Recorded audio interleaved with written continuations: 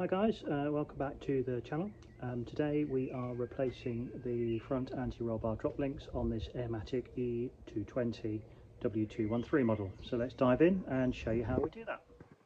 So as ever, a quick look to start with a bit of safety of how you jack it up. So what I've done is I've used the middle jacking point there, having loosened the wheel nuts first, jacked it up there, just put my axle stands in, taken the wheels off, and then just let it down, and I've left it on the jack. There's not much weight on it, but again, it's just a bit of safety should something fail.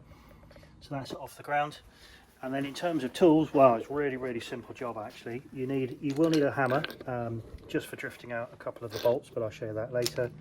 A mole grip if you don't have about a 26mm spanner, which I don't, but actually a mole grip I think works better. And a little sort of drift or screwdriver, punch, something like that, just to get out the really difficult bolt.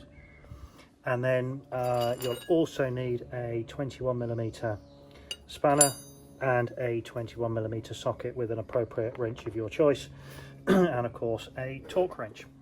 So let's dive straight on in and see what the problem is and how to get it solved. So as you can see, this is the drop link here.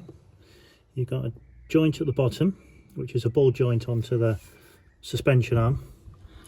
And then at the top here, you've got a straightforward, can't quite see it there, bolt goes into the top of the anti-roll bar. The problem is there's not enough clearance with the strut here. So you'll also need to remove the strut, which means undoing this also 21mm bolt at the bottom. That will give that just enough room to come this way. What I also do is at the top, on the top of the strut tower, is undo the 319mm bolts by about 4 or 5 turns. Gives it just enough to open up without any strain. So I'm going to go on now. I'm going to put you on time lapse, and you can see the struggle that it is, because I've already done the other side to get this out. It's far more complicated than it needs to be. You need to be aware of here that this nut, or this metal plate, acts as a nut, and it's welded onto this bolt.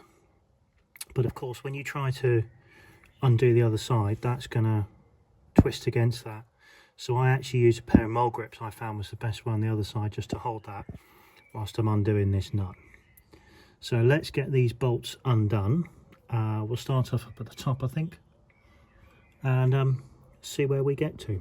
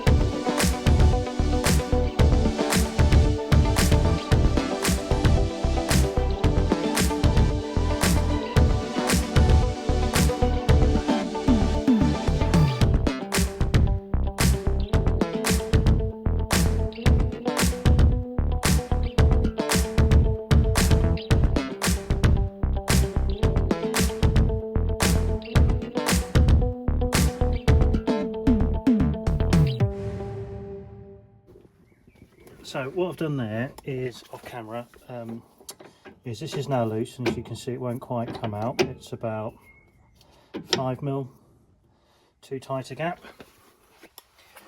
The bottom bolt there is loose, ready for it to slide off, and that I would recommend you undo this one before you undo the top one. I did it the other way around on the other side. Much easier to do this one first. It holds it much better in place trying to undo the top. And then this one here, because this strut is still slightly under tension, it's not going anywhere. So what I will need to do is use a hammer just to drift that bolt out, and then it will drop down slightly. And when we come back to putting it together, I will just lean down on the suspension and then I can get that bolt to go back in. So what I'm going to do now off camera is just undo the 3 bolts at the top of this strut up here, which is up in the top of the engine there on the wing. Just undo those by a few millimeters. I'll wedge this bolt out and then I'll come back to you and show you how to get the new strut in. Okay, so it's quite tight in here, but we'll do our best. So I've not pinched any of the wires on this strut. As you can see, the strut is now free to move, and the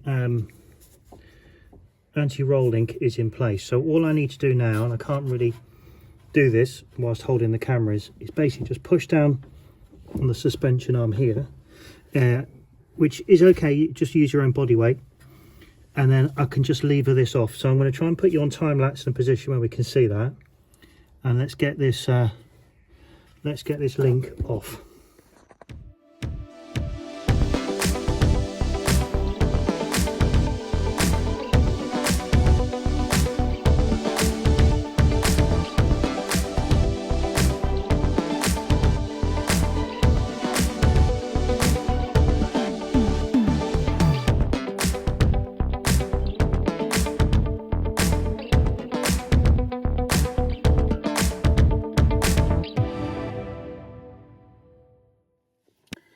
So as you can see, what I did was I levered it off the bottom and then tilted it out the side, and that's how the other one will go back in. I've got the new one next to it just to compare. I've got to say the new one seems a bit lighter. It's a Delphi. I think this is probably a Lemfarder OE, although interestingly they're all marked up A205 rather than 213. So we'll put that on, but clearly the bottom joint down here, you could see got a bit of life in it, but it's not exactly great. So this arm will have to be replaced, which will be slightly easier because we can leave all this stuff in place, just split the joint, undo the bolts and then reattach. So I'm not going to film me putting it back together, I don't think, because really isn't much. But what I'll do is I'll come back to you when I'm getting ready to put this arm back in.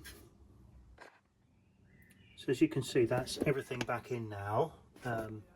And there's obviously this bolt, that bolt, and this bolt down here at the moment are just hand tight, because they're all joints, although this one you can actually crank up to 85 Newton meters, which is the right torque. But obviously these, because there's bushings in these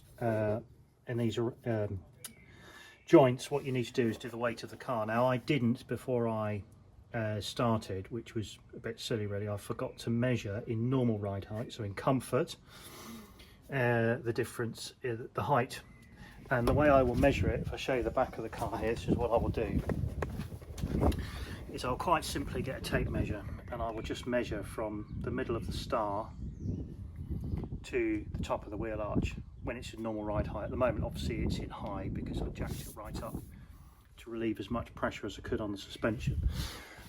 So what I need to do is drop it down, put it into comfort, let it settle at the right height, then jack it up again, take the wheel off, and then what I will do is just put the jack underneath the hub here and lift it so that the centre here of this hub to this wheel arch reflects the height that I've just measured on the wheel. And then once I've done that, then I will then finally torque these bolts up to the correct specification, and then that will ensure they last as long as possible. Clearly the next job on the list will be to replace these rear arms, but slowly catch your monkey. So hopefully you find that useful. It is possible to do. You don't have to disturb the air suspension system in terms of draining it, needing to deactivate it or anything like that. So that's really good if you don't have that access to that star diagnosis equipment. So hopefully that's useful, and yeah, look forward to seeing you in the next video.